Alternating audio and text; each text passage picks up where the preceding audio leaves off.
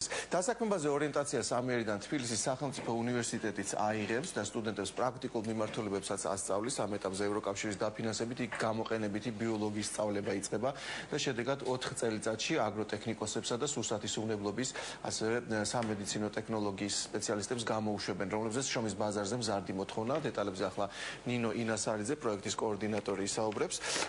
როდესაც ჩემს დროს ყოველ შემთხვევაში უნივერსიტეტში აბარებდი, მაინც ეს იყო პრესტიჟული, ასე ვთქვათ, სასწავლებელი, სასწავლო ადგილი და იქ მოელოდი, რომ ისეთ სამსახური გექნებოდა, რომ იქ საკაბინეტო სამუშაო გექნებოდა. თუმცა ეხლა თქვენ დღევანდელი რეალობიდან გამომდინარე სთავაზობთ უკვე პრაქტიკული დასაქმების საშუალებას, რა?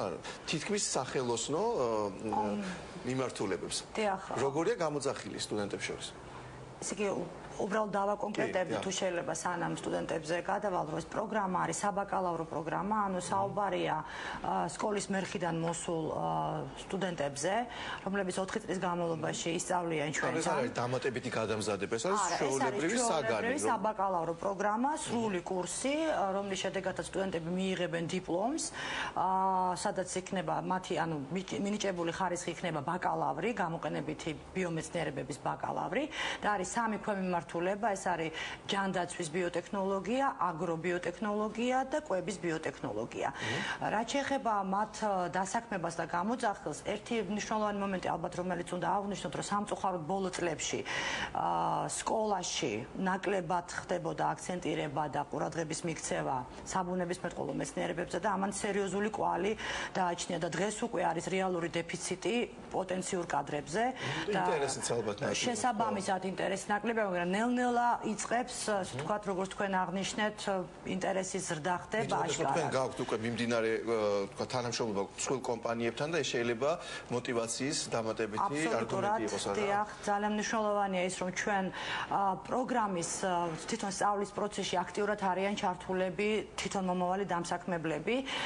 პროგრამასთან შეიქმნა მუდმივმოქმედი მრჩეველთა საბჭო, სადაც პოტენციური დამსაქმებლის წარმომადგენელი, მაგალითად ვთქვათ, შეიძლება ვთქვათ იგივე კომპანია Goodwill, სადაც ჩვენ მემორანდუმი უკვე გავაფორმეთ, ასევე არის M ჯგუფი, რომელიც კვების ბიოტექნოლოგიების მიმართულებით ჩაერთვება პროგრამაში.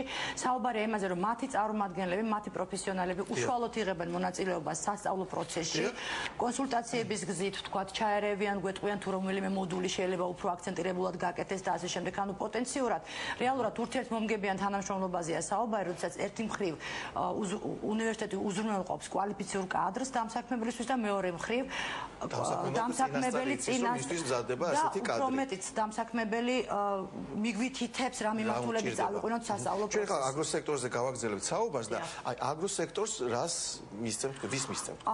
აგროსექტორს ჩვენ მივცემთ მენეჯერებს პირველ რიგში, რაც ასევე სერიოზული დეფიციტია ახლა. გარდა ამისა აგროსექტორს ჩვენ მივცემთ კადრებს, რომლებმაც იციან დღეს როგორია აგრობიოტექნოლოგიური მიმართულებები თანამედროვე. მათ შორის ხნა და თესვა და მათ შორის ისეთი ტექნოლოგიები, რომელიც გარემოსადმი, ასე ვთქვათ, ნაკლებად და საზიანოა, რა ძალიან მნიშვნელოვანია.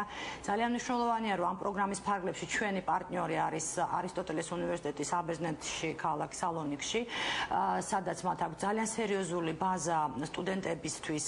გაგიზიარებს. არა მარტო გაგვიზიარებს, არამედ ჩვენ გვექნება საშუალება, რომ ჩვენი სტუდენტები მივავლინოთ იქ და ადგილზე შეისწავლონ. დიდი მადლობა. დიდი მადლობა. თუ კი აგროსექტორზე საუბრობთ, თანამედროვე სპეციალისტებს გარდა იქ არანაკლებ წვავედ აგროტექნიკის დეფიციტი იგრძნობა. სოფლის მეურნეობის მინისტრის შეფასებით, ქართულ სოფლებს მინიმუმ 15000 ერთეული ტრაქტორი და სხვა ტექნიკა ესაჭიროება, ამჟამად კი მხოლოდ 4000 ერთეული არსებობს. მათ შორის ნაწილი ამორტიზებულია. რეკლამის შემდეგ ამ პრობლემაზე და მისი გადაჭრის გზებზე ვისაუბრებთ, დაგველოდეთ.